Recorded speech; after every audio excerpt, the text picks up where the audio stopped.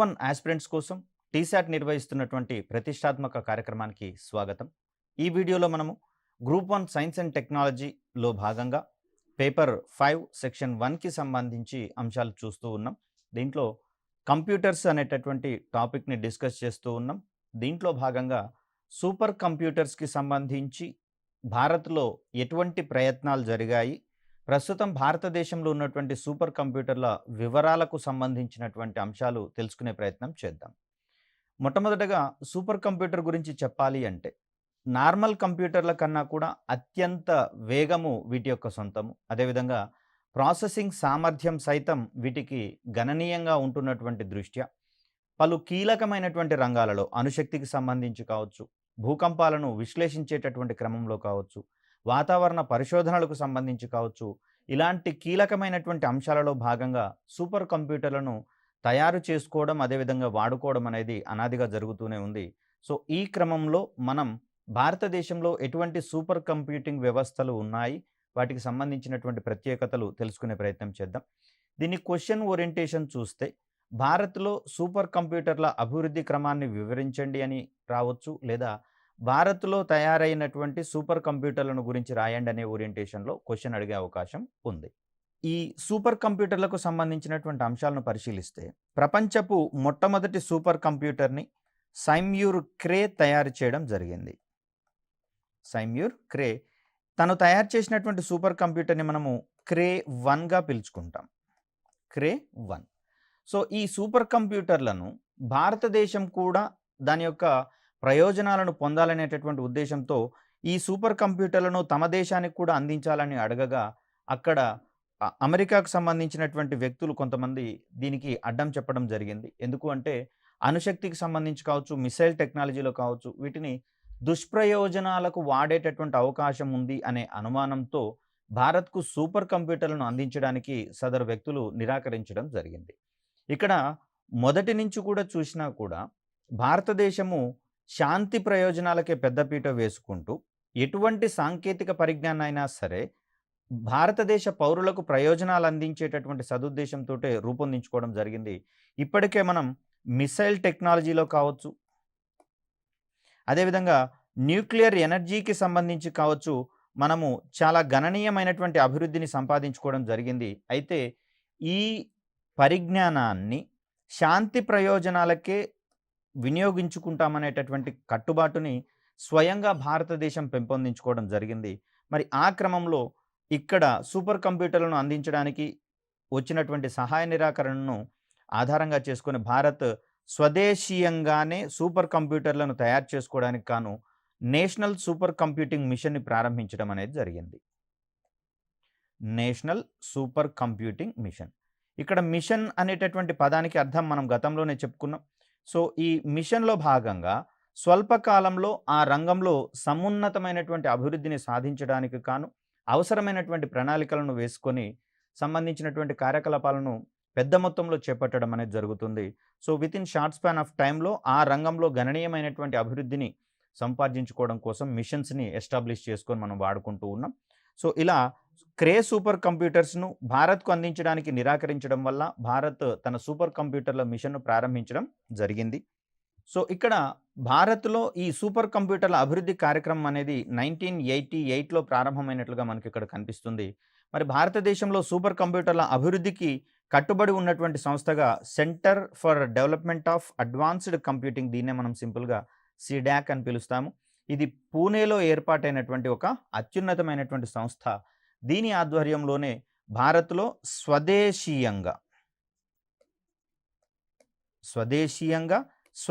పరిజ్ఞానంతో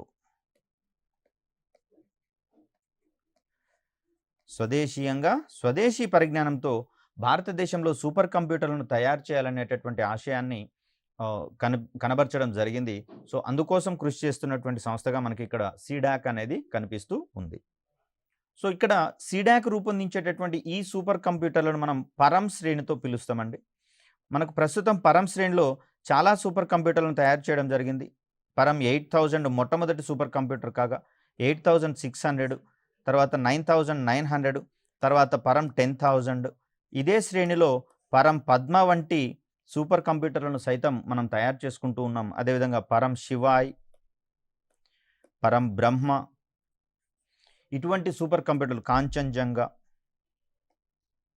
అంటే భారత్లో ప్రముఖమైనటువంటి పేర్లను ఈ సూపర్ కంప్యూటర్లకు ఆపాదించుకుంటూ ఆ శ్రేణిలో, పరం శ్రేణిలో ముఖ్యంగా చూస్తే వీటిని మొత్తం కూడా పరం శ్రేణి సూపర్ కంప్యూటర్లు అంటాం. పరం శ్రేణిలో భాగంగా పరం 8000, పరం 8600, పరం 9900, పరం 10000, పరం పద్మ, పరం శివాయ్, పరం బ్రహ్మ, పరం కాంచన్జంగా, ఇలాగా మనకు అనేకమైనటువంటి సూపర్ కంప్యూటర్లను ఎస్టాబ్లిష్ చేసుకుంటూ అవసరమైతే విదేశాలకు సైతం వీటిని అమ్ముకుంటూ విదేశీ మారక ద్రవ్యాన్ని సైతం ఆర్జిస్తున్నటువంటి సంగతిని మనం ఇక్కడ చూసుకోవాలి.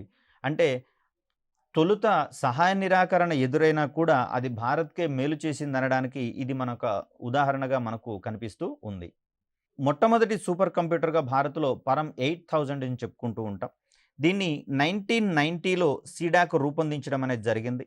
భారతదేశపు మొట్టమొదటి సూపర్ కంప్యూటర్గా మనకి ఇక్కడ పరం 8000 అనేది కనిపిస్తుంది. 1991లో రష్యా సహకారంతో తిరిగి పునర్నిర్మితం గావించడం అయింది. అంటే రీకన్స్ట్రక్షన్ చేయడం అనేది ఇక్కడ జరిగింది.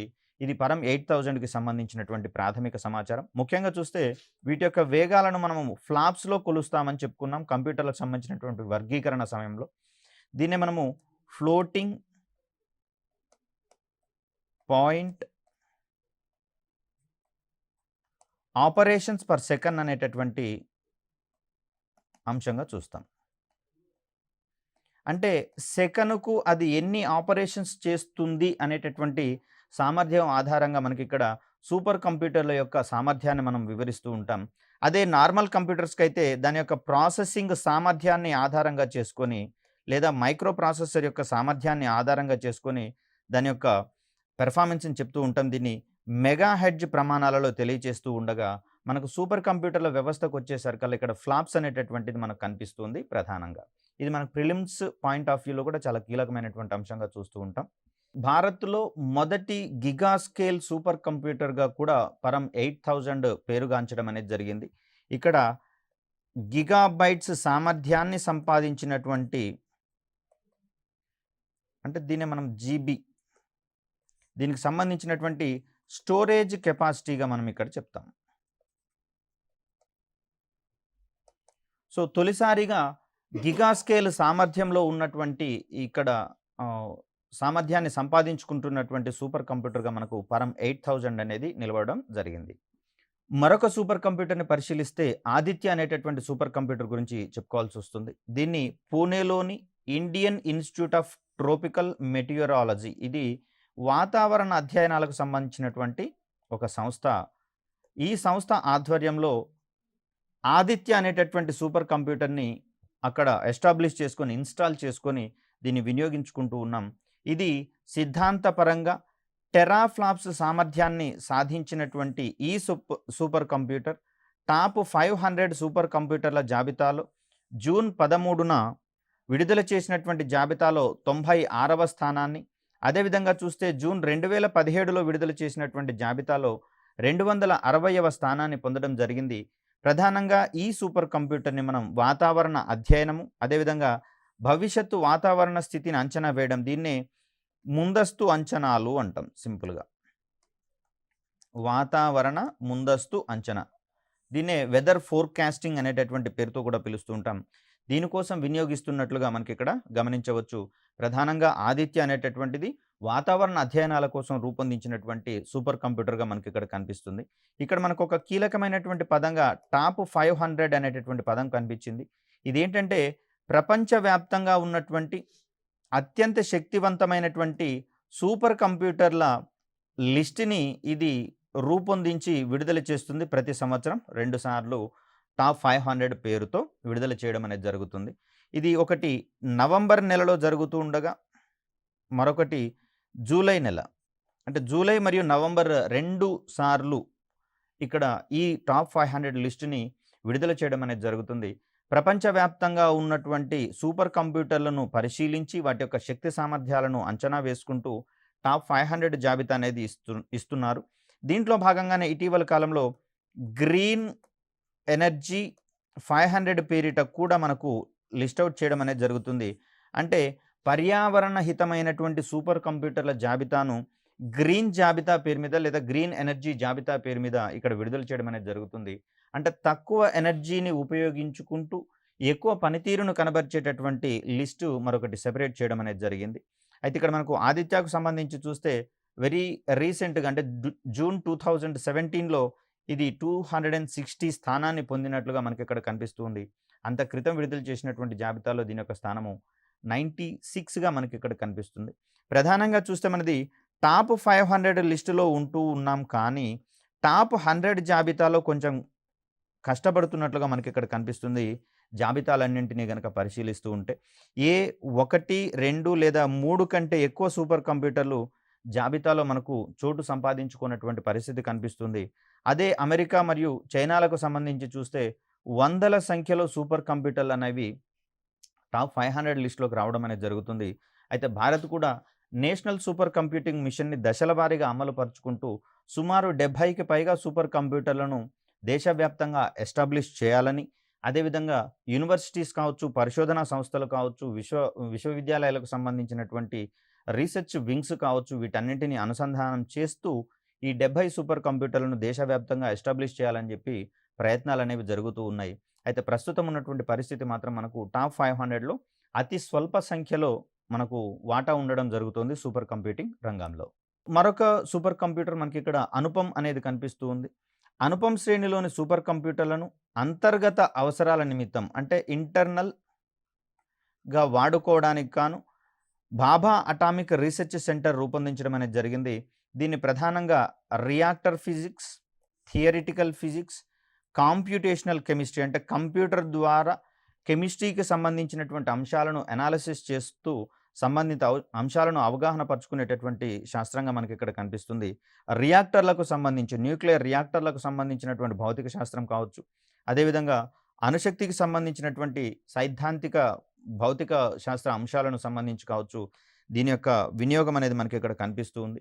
వీటితో పాటుగా కాంప్యూటేషనల్ ఫ్లూయిడ్ డైనమిక్స్, అదేవిధంగా finite element analysis, molecular dynamical simulations మొదలైన రంగాల్లో వీటిని వినియోగించడం జరుగుతుంది. అనుపమ్ శ్రేణిలో రూపొందించిన మరో సూపర్ కంప్యూటర్ 150 టెరాఫ్లాప్స్ సామర్థ్యం కలిగినటువంటి అనుపమ్ ఆగ్రాగా మనకి ఇక్కడ కనిపిస్తూ ఉంది. వాస్తవానికి ఇక్కడ అధ్యయనం చేసేటటువంటి శాస్త్రాలను మొత్తం రాయాల్సినటువంటి అవసరం ఉందా అంటే, అక్కడ వచ్చేటటువంటి పరిధిని బట్టి 5 మార్క్స్ క్వశ్చన్ అయితే ఏదో 1 ఆర్ 2ని స్పృశించుకుంటూ వంటి కీలక రంగాలలో వినియోగిస్తున్నామని చెప్తే సరిపోతుంది. బట్ ప్రాధాన్యత ఎక్కువగా ఉన్నటువంటి క్రమంలో ఒకవేళ అది 50 మార్క్స్ ఎస్సేగా వచ్చినటువంటి క్రమంలో అక్కడ అందుబాటులో మనకు గుర్తున్న మొత్తంలో రాస్తే బెటర్ మార్క్స్ వచ్చేందుకు మనకు ఎక్కువ అవకాశం ఉంటుంది. సూపర్ కంప్యూటర్ల జాబితాలో మరొక సూపర్ కంప్యూటర్ని గమనిస్తే మనకు పరం యువ 2 అనేది కనిపిస్తూ ఉంది. దీనిని 160 మిలియన్ రూపాయల ఖర్చుతో కేవలం 3 నెలల వ్యవధిలోనే సీడాకు రూపొందించినట్లుగా మనకి ఇక్కడ కనిపిస్తుంది. దీనిని స్టార్ట్ చేసినటువంటి డేట్‌గా మనకి ఇక్కడ ఫిబ్రవరి 8, 2013 అనేది కనిపిస్తూ ఉంది. ఇక్కడ పరం శ్రేణిలో ఉన్నటువంటి సూపర్ కంప్యూటర్లను అనుసంధానించడం కోసం, అదేవిధంగా వాటికి అవసరమైనటువంటి బ్రాడ్‌బ్యాండ్ సౌకర్యాలను కల్పించేటటువంటి క్రమంలో పరం నెట్ అనేటటువంటి అంశాన్ని ఇక్కడ మనం గుర్తుంచుకోవాలి. వీటికి అధిక బ్యాండ్ విడ్త్ కలిగినటువంటి అంతర్జాల సౌకర్యాలను కల్పించాల్సి వస్తుంది కాబట్టి, అందుకోసం పరం నెట్ శ్రేణిలో 1, 2, 3 వంటి సదుపాయాలను కల్పించడం అనేది జరిగింది పరం సూపర్ కంప్యూటర్లకు సంబంధించినటువంటి బ్రాడ్బ్యాండ్ కనెక్టివిటీ సౌకర్యాల కోసం. సో ఇక్కడ చూస్తే ప్రస్తుతం అందుబాటులో ఉన్న సూపర్ కంప్యూటర్ల కంటే 10 రెట్లు అధిక సామర్థ్యము, 35% తక్కువ విద్యుత్తును వినియోగించుకోవడం ఈ పరం యువ 2 యొక్క ప్రత్యేకత. దీన్ని గరిష్ట సామర్థ్యము 524 టెరాఫ్లాప్స్గా మనకి ఇక్కడ కనిపిస్తుంది. లిన్పాక్ బెంచ్ మార్క్ సూట్ అంటే ఇది కొంచెం టెక్నికల్గా ఇంటర్నల్గా ఉండేటటువంటి అంశంగా మనం ఇక్కడ చూస్తాం. సో వీటిని రూపొందించేటటువంటి క్రమంలో స్పెసిఫిక్ నేమ్స్ అనేవి ఉంటాయి. మనకు సాధారణంగా ఓఎస్లు వంటి పరిజ్ఞానాన్ని వాడుతూ ఉంటాం. అదేవిధంగా స్టోరేజ్కి సంబంధించి అక్కడ జీబీ, టీబీ అనేటటువంటి పదజాలం వాడుతూ ఉంటాం. కానీ ఇక్కడ సూపర్ కంప్యూటర్లు అనేవి వాస్తవానికి ప్యారలల్ కంప్యూటింగ్ ఆధారంగా పనిచేసేటటువంటి మిషన్స్గా మనకి ఇక్కడ కనిపిస్తూ ఉన్నాయి.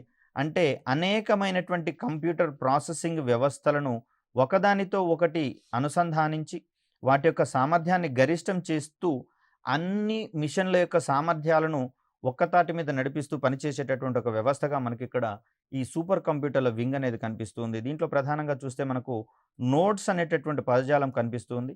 ఈ నోడ్స్ అంటే ఏంటంటే శక్తివంతమైనటువంటి సిపియులు లేదా ఇతర కంప్యూటర్ వ్యవస్థలను ఒకదానితో ఒకటి అనుసంధానించడం ద్వారా భారీ పరిమాణంలో ఉండేటటువంటి సూపర్ కంప్యూటింగ్ వ్యవస్థలను ఎస్టాబ్లిష్ చేసుకోవడం అనేది జరుగుతుంది. ఆ క్రమంలో మనకిక్కడ దీనికి సంబంధించినటువంటి సాఫ్ట్‌వేర్‌కి సంబంధించిన అంశంగా లిన్‌ప్యాక్ బెంచ్‌మార్క్ సూట్ అనేటటువంటిది మనకు కనిపిస్తుంది. దీని యొక్క గరిష్ట సామర్థ్యాన్ని గనక మనం గమనిస్తే 360.8 టెరాఫ్లాప్స్‌గా మనకిక్కడ కనిపిస్తూ ఉంది.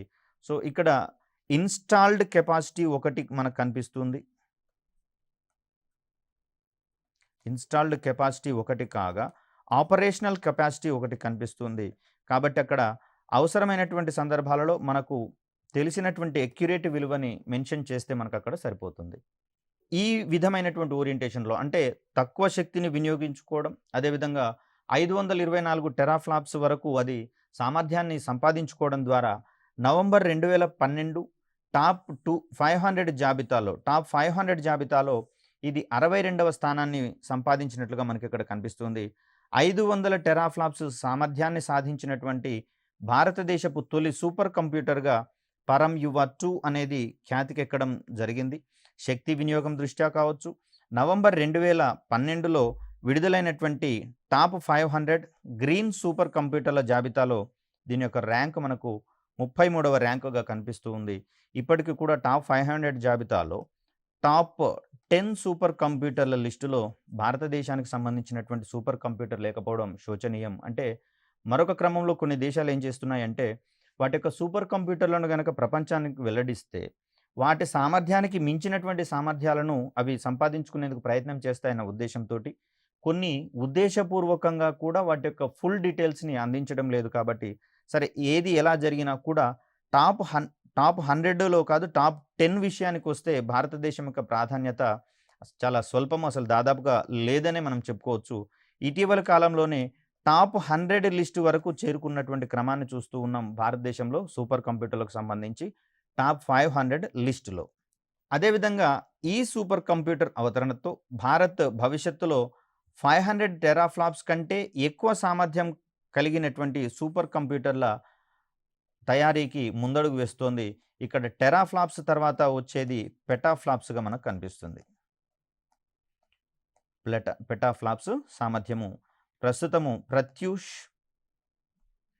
అండ్ మిహిర్ అనేటటువంటివి ఇవి 2 సంయుక్తంగా ఈ ఘనతను సాధించినటువంటి సూపర్ కంప్యూటర్లుగా మనకిక్కడ కనిపిస్తూ ఉన్నాయి. ఇవి కూడా మనకు వాతావరణ పరిశోధన కోసం, వాతావరణ అధ్యయనాల కోసం పూర్తి స్థాయిలో డెడికేట్ చేయబడినటువంటి సూపర్ కంప్యూటర్లుగా మనకు భారతదేశం రూపొందించినటువంటి ప్రత్యూష్ అండ్ మిహిర్ అనేటటువంటి సూపర్ కంప్యూటర్లు కనిపిస్తూ ఉన్నాయి.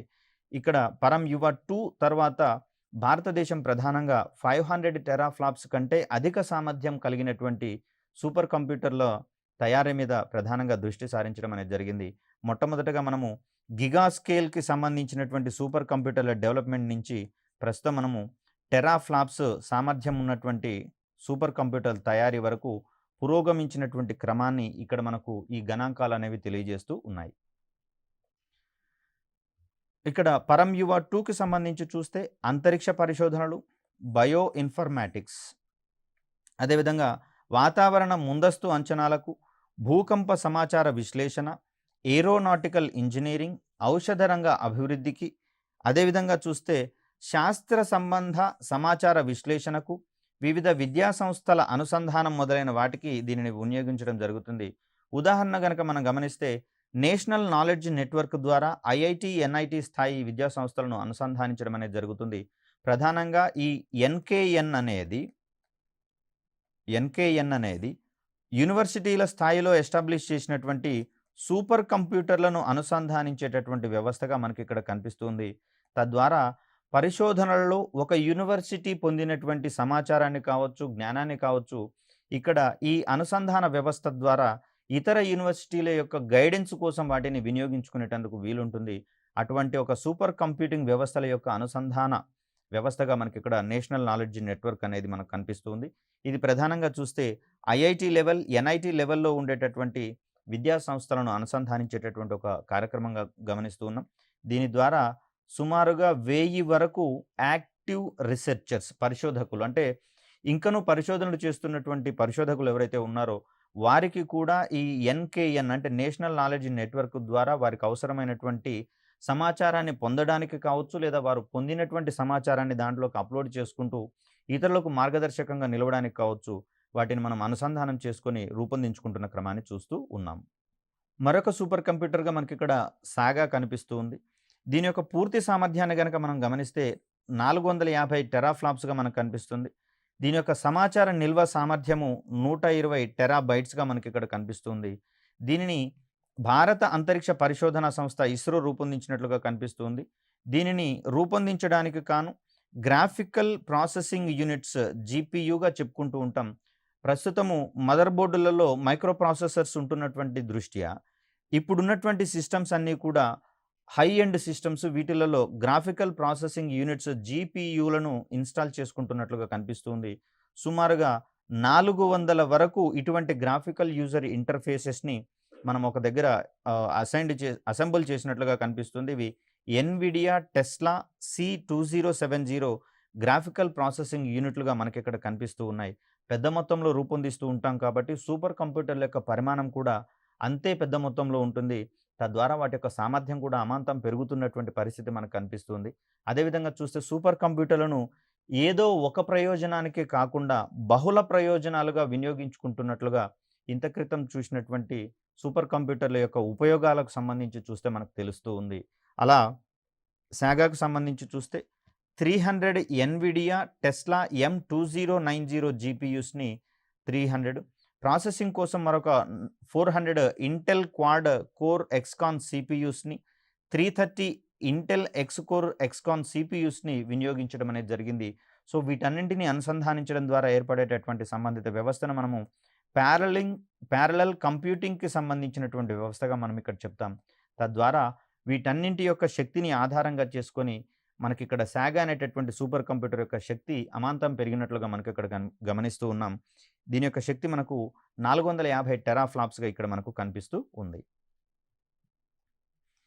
మరొక సూపర్ కంప్యూటర్ ఏకా అనేటటువంటిది ఎంబెడెడ్ కర్మార్కర్ అల్గారిథం అనేటటువంటిది దీని యొక్క అబ్రివేషన్‌గా మనకు కనిపిస్తుంది. దీని యొక్క సామర్థ్యాన్ని గనక మనం గమనిస్తే ఇది 132 టెరాఫ్లాప్స్ సామర్థ్యం ఉన్నటువంటి సూపర్ కంప్యూటర్‌గా మనకి ఇక్కడ గమనిస్తూ ఉన్నాం. సంస్థ యొక్క ఉపయోగాలు కావచ్చు, అదేవిధంగా అది వెచ్చించేటటువంటి వ్యయాన్ని ఆధారంగా చేసుకొని సూపర్ కంప్యూటర్లను తయారు చేసి కొన్ని ప్రదేశాలలో, కొన్ని సంస్థలలో నిక్షిప్తం చేయడం అనేది జరుగుతూ ఉంది. సో ఈ క్రమంలో మనకు ఈ ఏకా అనేటటువంటి సూపర్ కంప్యూటర్ మనకి ఇక్కడ కనిపిస్తుంది. దీనిని కాంప్యూటేషనల్ రీసెర్చ్ ల్యాబొరేటరీస్ సంస్థ రూపొందించినట్లుగా మనకి ఇక్కడ కనిపిస్తూ ఉంది. దీని హార్డ్వేర్ విడిభాగాలకు సంబంధించి హ్యూలెట్ ప్యాకార్డ్, దీన్ని మనం హెచ్‌పి అని మనకి చిరపరిచితమైనటువంటి సంస్థ, ఇది అందించడం అనేది జరిగింది. దీన్ని అభివృద్ధి పరిచినటువంటి సంస్థగా మనకి ఇక్కడ టాటా సన్స్ అనేది కనిపిస్తుంది. టాటా సన్స్ అభివృద్ధి పరిచినటువంటి సూపర్ కంప్యూటర్ క్రింది వానిలో ఏది అని ప్రిలిమ్స్ పాయింట్ ఆఫ్ వ్యూలో అడిగేందుకు అవకాశం ఉంటుంది. దానికి సమాధానంగా మనం ఇక్కడ ఏకా అనేటటువంటి చెప్తాం. అదేవిధంగా చూస్తే ఇక్కడ match the following related questions కూడా అడగడానికి ఎక్కువగా అవకాశం ఉంది ప్రిలిమ్స్ పాయింట్ ఆఫ్ వ్యూలో. కాబట్టి సూపర్ కంప్యూటర్లు, వాటికి సంబంధించినటువంటి సంస్థలు, వాటిని మనము ఒక దగ్గర రాసుకుంటే, లిస్ట్ అవుట్ చేసుకుంటే దీనికి సంబంధించినటువంటి క్వెషన్ ఏ విధంగా అడిగినా కూడా మనం ఈజీగా ఆన్సర్ చెప్పడానికి అవకాశం ఉంటుంది. మరొక సూపర్ కంప్యూటర్‌ను గమనిస్తే విర్గో అనేటటువంటిది మనకు కనిపిస్తుంది. దీనిని Indian institute of technology IIT అందాం. ఎందుకంటే పదజాలం పొదుపు చేయడం అనేది గ్రూప్ 1 మెయిన్స్‌లో చాలా కీలకం కాబట్టి వచ్చినటువంటి క్వెషన్ యొక్క మార్క్స్‌ని ఆధారంగా చేసుకొని దీన్ని మనం వినియోగించాల్సి ఉంటుంది.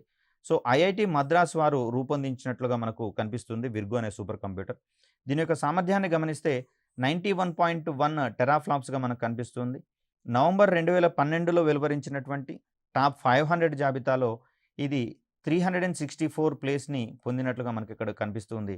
దీని తయారీలో 292 కంప్యూటర్ నోడ్స్‌ని, 2 మాస్టర్ నోడ్స్, అదేవిధంగా 4 స్టోరేజ్ నోడ్స్‌ను ఎస్టాబ్లిష్ చేసినట్లుగా, అసెంబుల్ చేసినట్లుగా మనకి ఇక్కడ కనిపిస్తుంది. తద్వారా ఇది పొందినటువంటి సామర్థ్యం మనకి ఇక్కడ 91 టెరాఫ్లాప్స్ అనేది కనిపిస్తుంది. దీని శక్తిని ఆధారంగా చేసుకొని, శక్తి సామర్థ్యాలను ఆధారంగా చేసుకొని నవంబర్ 2012లో వెలువరించినటువంటి టాప్ 500 జాబితాలో దీని యొక్క ప్లేస్ మనకు 364గా కనిపిస్తూ ఉంది. సో దీనికి సంబంధించి మరిన్ని అంశాలు చూస్తే లిన్ప్యాక్ సామర్థ్యం ఆధారంగా భారతదేశ విశ్వవిద్యాలయాలన్నింటిలోకి అత్యంత వేగవంతమైనటువంటి సూపర్ కంప్యూటర్గా విర్గో అనేది ఖ్యాతికెక్కడం జరిగింది.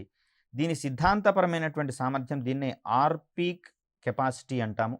ఇది 97.843 టెరాఫ్లాప్స్గా మనకి ఇక్కడ కనిపిస్తుంది. అదేవిధంగా శక్తి సమర్థత వినియోగంలో ప్రపంచవ్యాప్తంగా 5వ స్థానాన్ని పొందినట్లుగా మనకి ఇక్కడ కనిపిస్తుంది.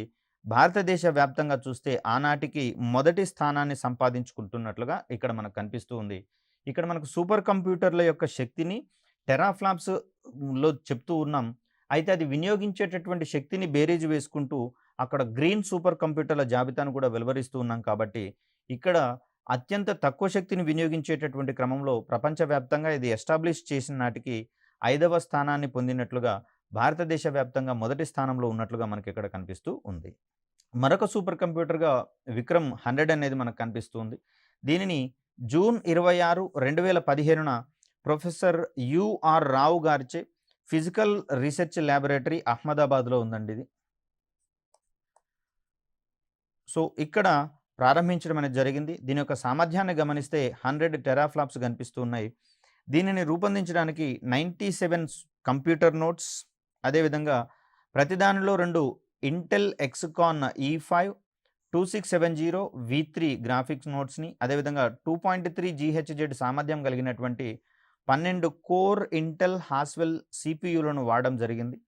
256 GB ర్యామ్, అదేవిధంగా 500 GB స్టోరేజ్ సామర్థ్యం దీనికి ఉన్నట్లుగా కనిపిస్తుంది.